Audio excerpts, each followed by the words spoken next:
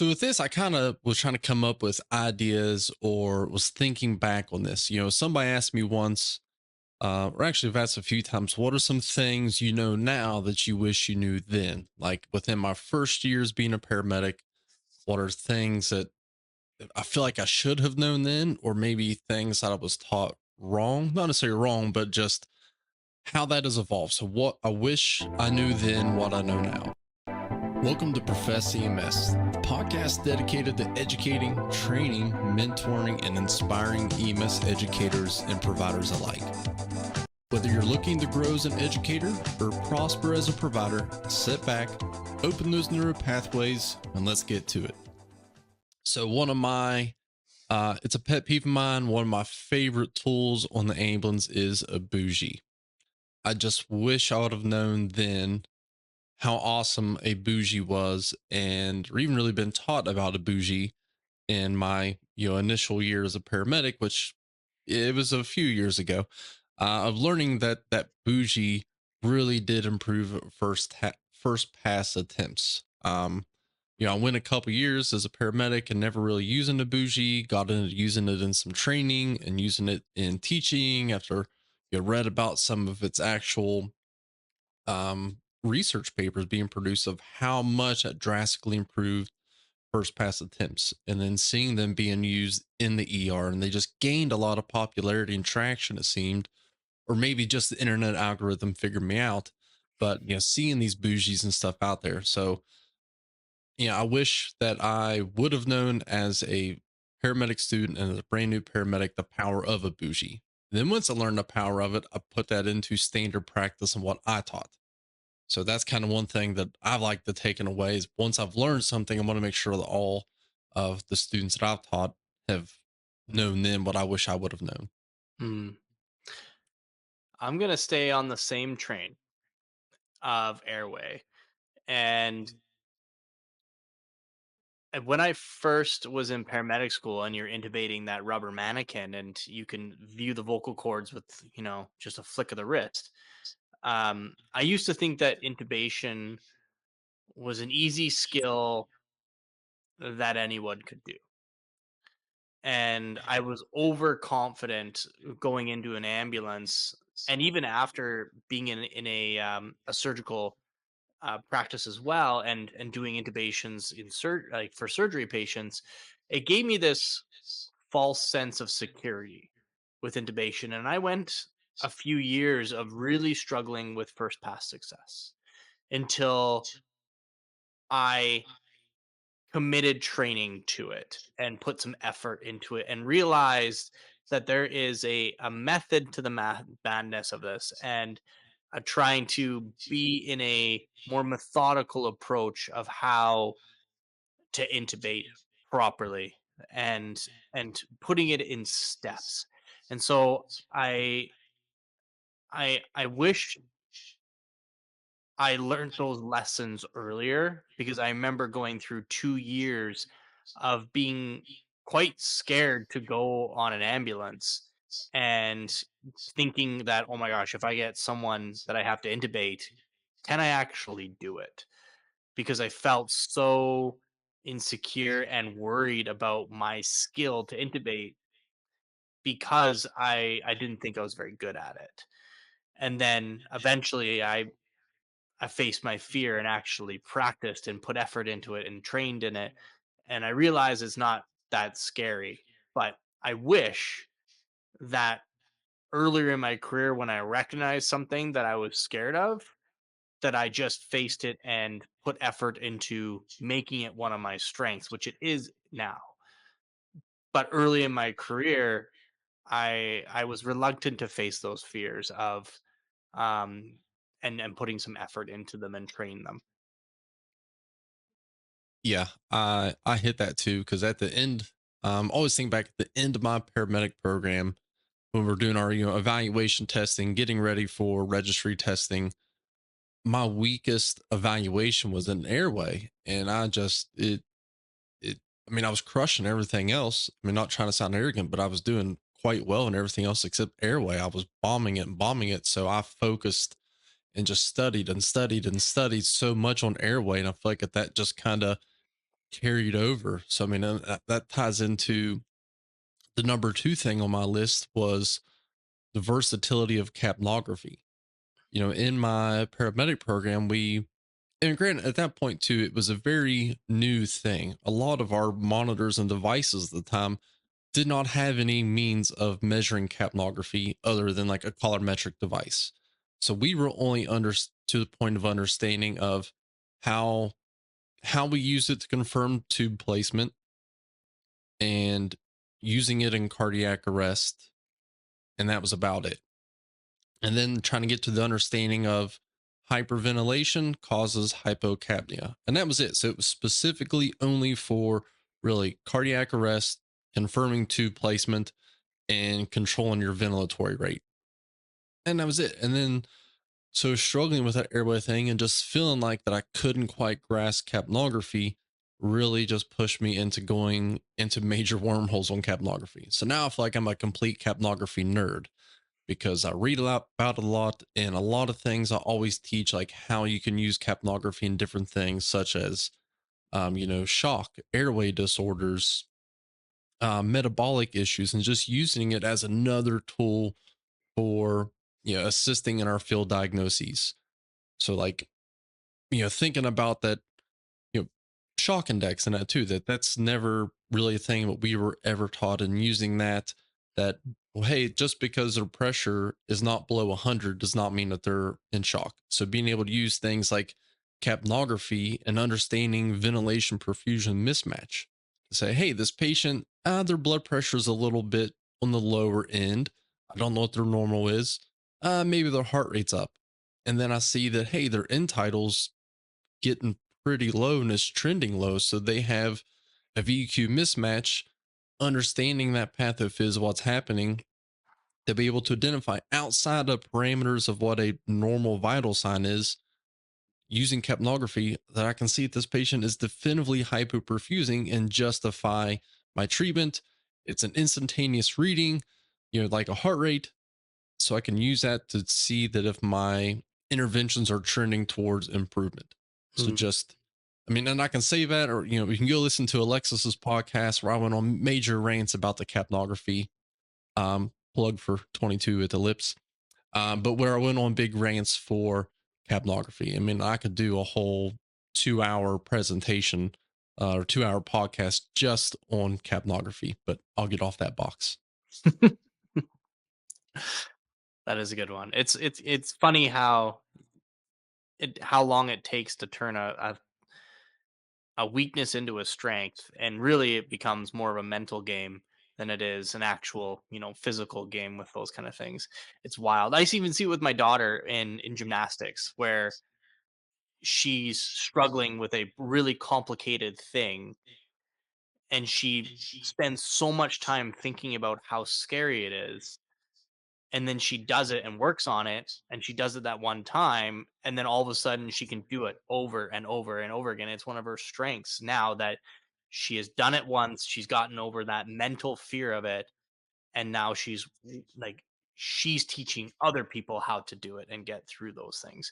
And she's only 9, so it's just kind of, it's funny how, like, it doesn't matter the age that you are, the mental game of, sometimes you just got to face that fear and do it and realize that it's not the boogeyman in the closet that you thought it was. It's actually really easy to overcome these things if you just commit your mind to it. And I think that's a lot of what I learned slowly as a Yeah. paramedic, and I wish I learned it a little bit faster.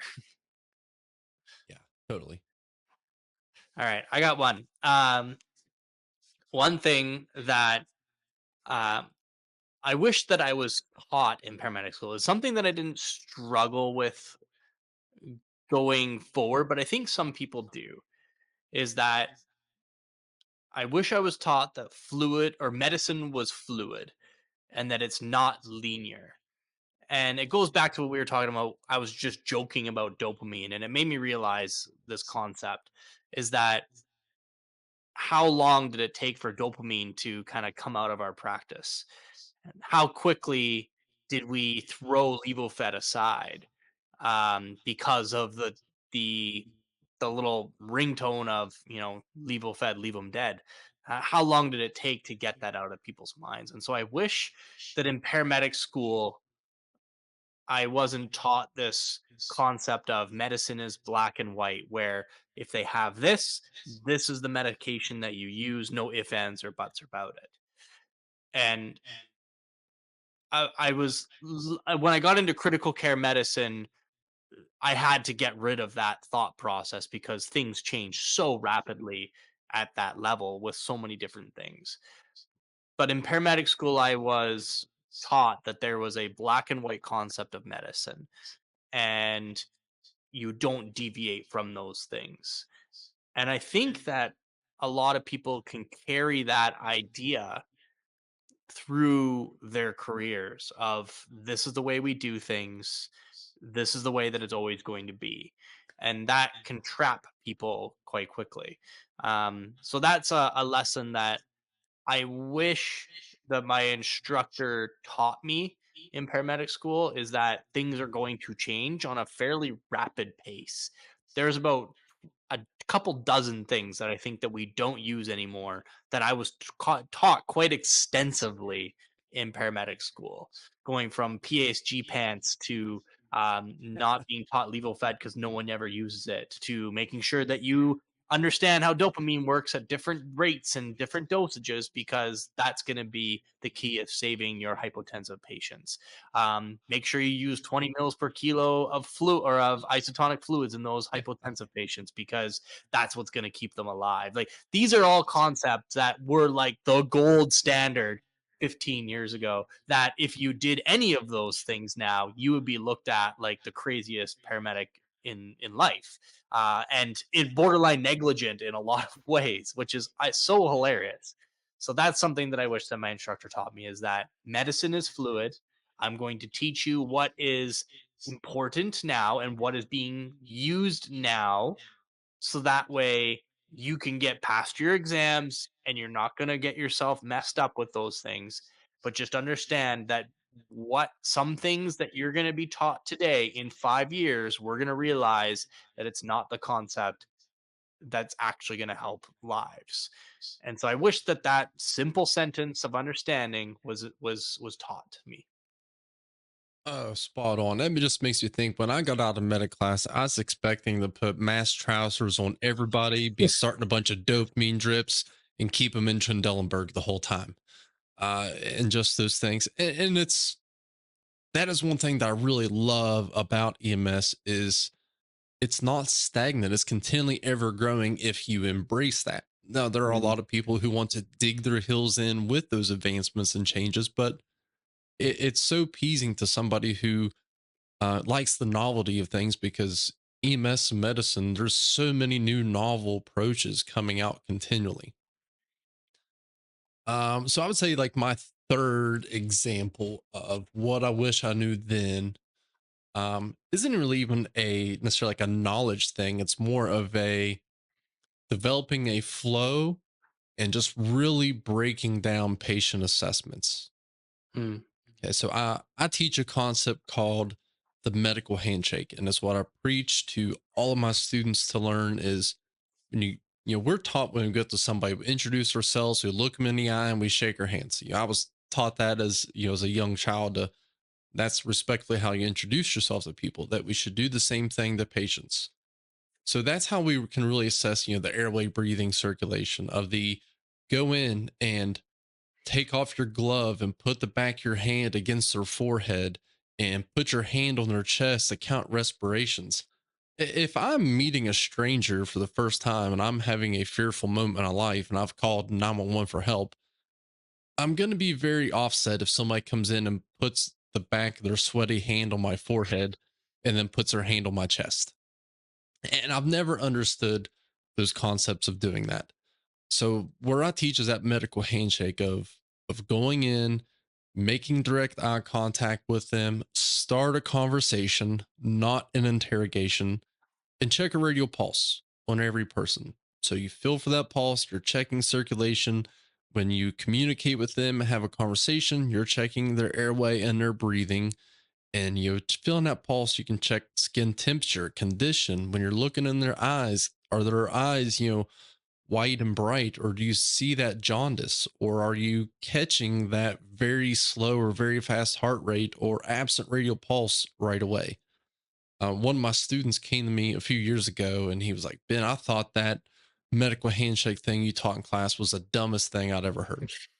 He said, and then I realized that after a couple years that there are a whole bunch of patients in like SVT or really slow heart rates that I was missing. Like, how did I miss this so quickly? And I said, now I've just caught so many, tachycardic patients or patients who are cool and claiming and hypoperfusing right away in a primary assessment. So coming up with that flow of, hey, focus on what you're doing in a primary assessment, coming up with just that good sequencing of things. Hmm. That it's not about the, well, this is how we really do it in the streets versus this is how we do it in class, but create that systemic flow of things.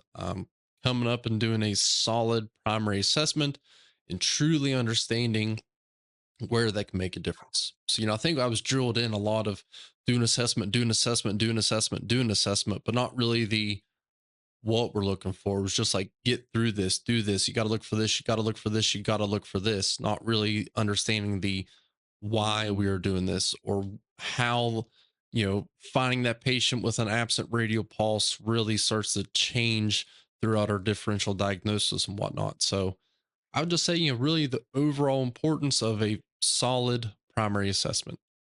Hmm.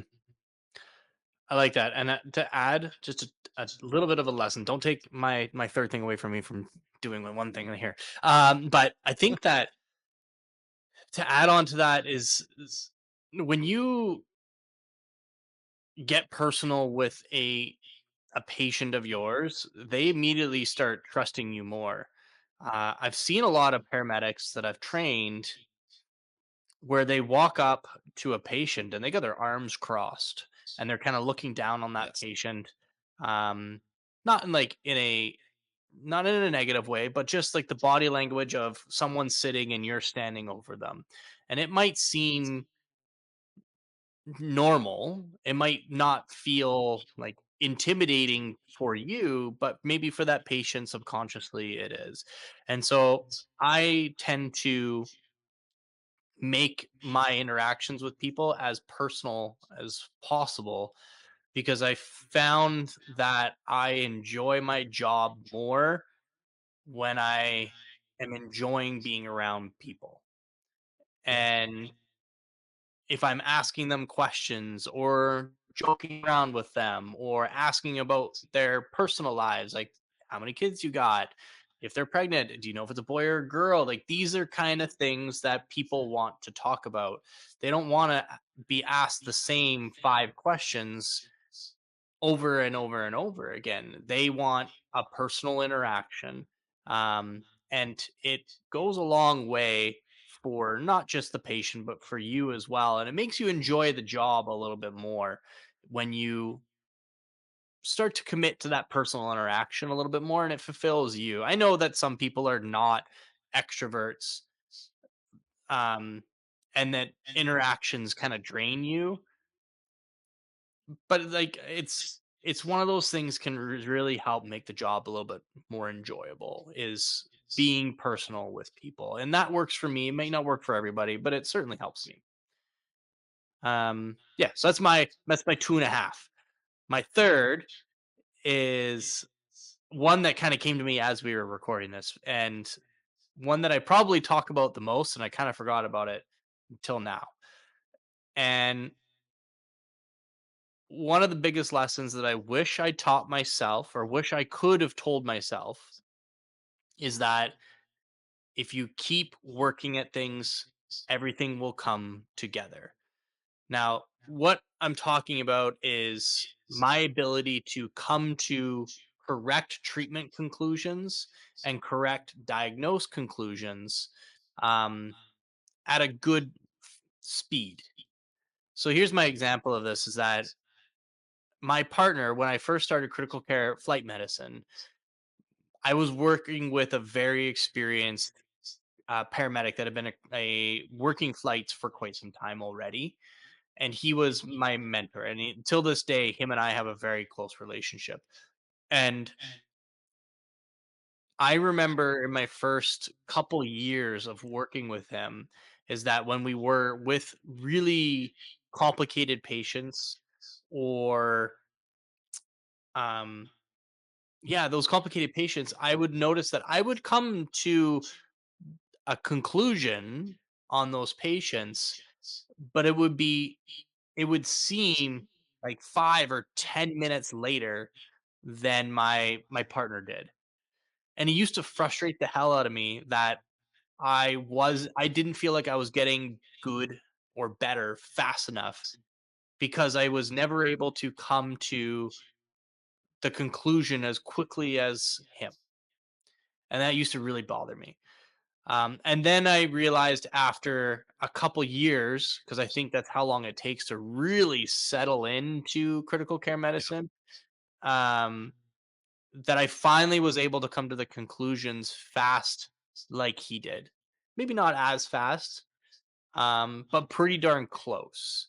And I realized I was leading more calls. I was more confident on more calls because I committed time to the craft. And so I know how frustrating it is when you're first starting something, even as a brand new paramedic, how frustrating it is that you're not as good as those guys and girls that have been there for years.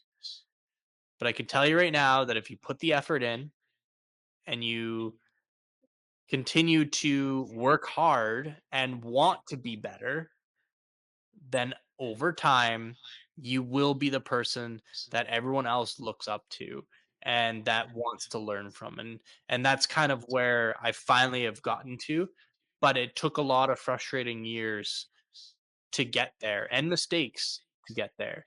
But that's one thing that I wish that I knew, is that it sometimes some things just take time and experience. Oh, most definitely. And I hit on that too. And that's a question that a lot of people have asked me is like, when did you start to feel comfortable as a paramedic? It's like, well, I don't know. I'm not there yet. I'll let you know. But it seems like that, I feel like what, like you said about that 2 year mark, at about 2 years, 3 years in, I feel like that there was a pretty good pace developed. Maybe not Mhm. that, I mean, there's still, I learn things every single day, but I feel like at that 2, 3 year mark is when I kind of found my niche and got into the good flow of things. Um, and, but nobody ever really told me that, hey, when you're a new paramedic, like, you're not going to know a lot, that you're going to have a lot of room for growth of, maybe trying to humble me a little bit more. Mhm. Not that I was cocky, but, most paramedics when you first get out there, they're cocky. Mhm. And I want to hit back on what you said about, developing those people skills. Wholeheartedly. And that goes into the assessment too. And something that I like to teach is the art of bullshitting. So the art of gab. So being able just to hold that conversation and just talk to people. So what I'll do, like we do simulation whenever I have actual students in front of me, is if I'm playing the role of the patient, I'm like, hey, what's going on today? I'm like, well, about an hour ago, I was just watching TV, started having this sudden crushing chest pain in my chest, just right in the middle. Feels like I'm being stabbed with a knife. And this is like the absolute worst pain I've ever had. And so when people get in that concept of, doing sample OPQRST, they're using that as a means of interrogation. They feel like if that's the list they need to go down. So I'll do that way to try to get the students to the point where they're learning to listen. So I could say, hey, I'm going to just ramble and give you all the answers to OPQRST and just see if you paid attention to it. To let them know that those are mnemonics as tools to assist in a secondary assessment, but that doesn't mean that that's the order or sequence we have to go through everything. So being able to teach that ability to, have a personal conversation and just have that gift of gab, as I say, it's an art just to be able to bullshit with people. Mhm. So true. And it's even like those guys, like they're watching TV and having chest pain. Like I will eventually ask them what they're watching on TV, and like if they're watching some show or football or whatever the case may be, and then I'll just kind of get into those conversations, even if I don't know anything about American football. Sorry, everyone. Uh, there's Canadian football, and we're kind of indoctrinated to watch it more than NFL. Anyways, I digress. Um, I will still ask the questions, like, "Oh, how are they doing?" and so on and so forth, and I will like ask those questions, and I'll even go be like, "Oh yeah, I don't watch NFL. Don't hold it against me," and just make a quick little joke. And I think that a lot of people will view that as like, "Oh, you're not taking what's happening seriously." But in my mind and in my experiences is that when you do those things while you're still working and putting the 12 lead cables on, giving them the aspirin, those kind of things, and you're able to have a conversation, that shows a lot of competence in what you're doing. And it shows that in my mind, when I see those things, I see that a certain person that's not afraid of the situation that's going on right now. Um, it's some calls require that 100% attention and 100% thought process, but a lot of them don't. And you can have those mini conversations or the game within the game, if you want to call it, of mini conversations that have nothing to do with what's going on physiologically with the patient, but those little things can really help a patient feel like they're cared for and that they're actually human as opposed to just another patient, which they don't view themselves as, but you do, unless you make them human. Absolutely. There's and it's those things called soft skills, through accreditation. They're even requiring now that you are evaluating skills and teaching more on soft skills of just those, psychological therapy of just communicating with people. And for all the listeners, you can probably think of a time where you've picked up a patient who, they're sad and they're depressed, and just having a conversation with them, it's just like it almost kind of turns them around.